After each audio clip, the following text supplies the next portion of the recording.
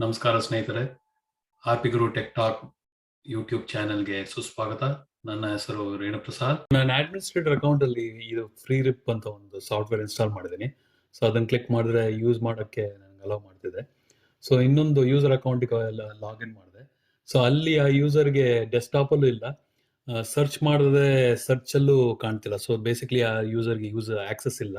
So ನನ್ನ account ವಾಪಸ್ ಹೋಗ್ತೀನಿ. ಈಗ ನನ್ನ ಅಕೌಂಟ್ ವಾಪಸ್ ಹೋಗಿ ಅಲ್ಲೊಂದು ಆ ಯೂಸರ್ ಅಲ್ಲಿ ಅಡೋಬಿ ಡಿಜಿಟಲ್ ಎಡಿಷನ್ ಅಂತ ಒಂದು ಸಾಫ್ಟ್ವೇರ್ ಅಲ್ಲಿ ಯೂಸ್ ಮಾಡಕ್ ಅಲ್ಲಿ ಡೆಸ್ಕ್ಟಾಪ್ ಅಲ್ಲಿ ಇತ್ತು. ಸೊ ಅದು ಪ್ರಾಪರ್ಟೀಸ್ ನೋಡೋಣ.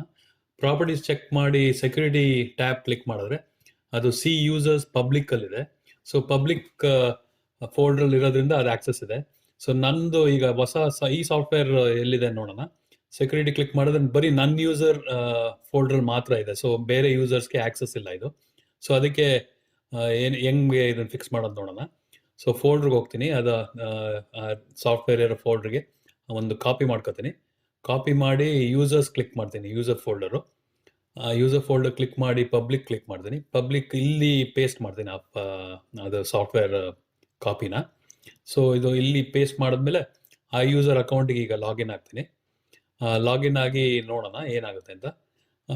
ನಾನು ಮುಂಚೆನೇ ಹೇಳ್ದಂಗೆ ಯಾರು ಡೆಸ್ಕ್ಟಾಪಲ್ಲಿ ಹಾಕಿಲ್ಲ ಇದು. ಸೊ ಬರೀ ಪಬ್ಲಿಕ್ ಫೋಲ್ಡರ್ ಹಾಕಿದ್ದೀನಿ. ಸೊ ಸರ್ಚ್ ಮಾಡಿದ್ರೆ ನೋಡೋಣ ಸಿಗುತ್ತಾ ಅಂತ. ಸರ್ಚ್ ಮಾಡಿದೆ. ಸೊ ಅಲ್ಲಿದೆ ಆ್ಯಪು. ಸೊ ಅದನ್ನು ಡಬಲ್ ಕ್ಲಿಕ್ ಮಾಡಿ ಓಪನ್ ಮಾಡಿದ್ರೆ ಈಗ ಯೂಸ್ ಮಾಡೋಕ್ಕೆ ಆ ಯೂಸರ್ಗೆ ಚಾನ್ಸ್ ಇದೆ. ಹೋಪ್ ನಿಮ್ಗೆ ಹೆಲ್ಪ್ ಆಗುತ್ತಿದ್ದು. ಮತ್ತೆ ಮಾತಾಡೋಣ. Thank you. ಬಾಯ್.